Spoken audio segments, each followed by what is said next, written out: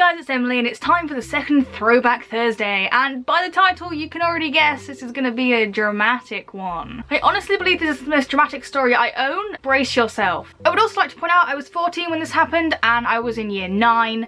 I am now 19 and in year nothing. Yes, me. So I am totally fine and everything's okay. It's just a really funny, dramatic story. Also, the best friend I'm talking about is not the best friend I have now. Things change, people get with your boyfriend. What? Before I got with this guy, his name is Joe. I will tell you his first name. I'm not gonna make it up. His name's Joe. I knew that me and best friend both liked him. We both knew that we both liked him, but we never actually discussed what would happen if one of us did, you know, get in there.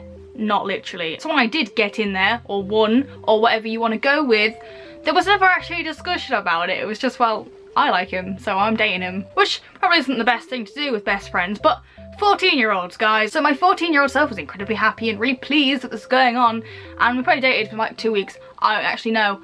But then something happened. I turned up at school on one September morning and I went into this room where this girl was, who happened to sit next to me in IT and also happened to live in Fernwood, which is the same place that best friend lived. She goes up to me and says, "Oh, hey Emily, are you still dating Joe?" "Yeah, as far as I know." "Why?" I'm fairly certain that was my reply. She then got a bit funny with me, like you would if this was about to be you announcing this news to some poor person. She gave me some backstory onto how she got to her window that evening, but she got to her window. On the pavement below her is Joe and best friend kissing, making out, you know, blatantly in public in front of her window, ironically. I don't remember being upset in any way. I didn't cry. I just got kind of mad, which is an acceptable response. So off I walked to tutor with this plan formulating in my mind, because I don't take this shit lying down. Like, hold the fuck up. You cannot do that. I had dibs and everything. I get to tutor and best friend, who should be in tutor because she's in my tutor group, it's not there yet. Sit down and I just tell all my friends in that tutor group, because you gotta share this pain / get everybody on your side before all the shit does in fact kick off. I'm fairly certain I got around a good amount of people before she did turn up late, and she had to sit on the end of the row. I was on this side and she was all the way over here because everyone else was, you know, clustered around me. However, I thought I'd give her a chance, you know, to actually tell me. She wouldn't have done. I don't think anybody in that situation would have done. I think she asked me if I was all right and I said, yeah.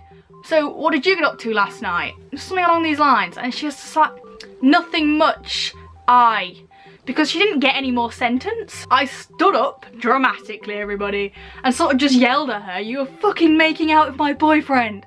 I'm 14, I'm angry, it's great. And she stands up and her chair falls over, and I'm pretty sure she yelled something back at me. Maybe she didn't, but she left the room.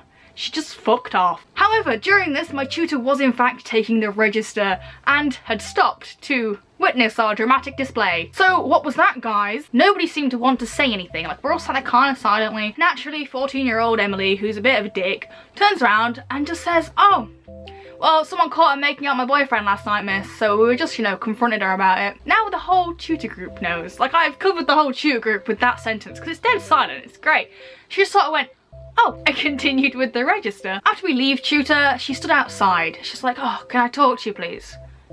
"No, sir." I then told a couple more people who might want to know this business, and then most of the school knew. I'm a very revengeful person, okay, and she deserved that shit. It didn't last that long, okay, no one feel bad for her. If you wonder what happened to Joe, I saw him at break because he didn't have a mobile phone. Because if he had a mobile phone, he would have been in shit. I saw him at break, he did a whole 180-degree turn and walked the other way. About 30 seconds later, one of the girls who hung around with him kind of thing watched me like, "Oh, Joe says he's dumping you." Is he? Well, funny story, but he was dumped like this morning. He just didn't fucking know it. I am very bad at holding grudges, and it took me 24 hours, maybe a bit longer, maybe, yeah, roughly about, to forgive best friend. Although I'm not sure I ever quite trusted her again. There were many, many jokes made. Also, for our drama piece that year, we reenacted that scene, and somewhere exists a script. And the script will be more accurate than what I've said in this video because the year of time has passed. But I can't find it, so we're just gonna have to make do. And if I ever do find it, I'll like post it on Twitter, it'd be great. So do you have any tales of woe with boyfriends or best friends or both? Because if you do, leave them down in the comments so I can feel less alone. If you liked this video, don't forget to give it a thumbs up. And if you want to see more of my face, don't forget to hit subscribe. And I will see you guys on Monday. Whoosh.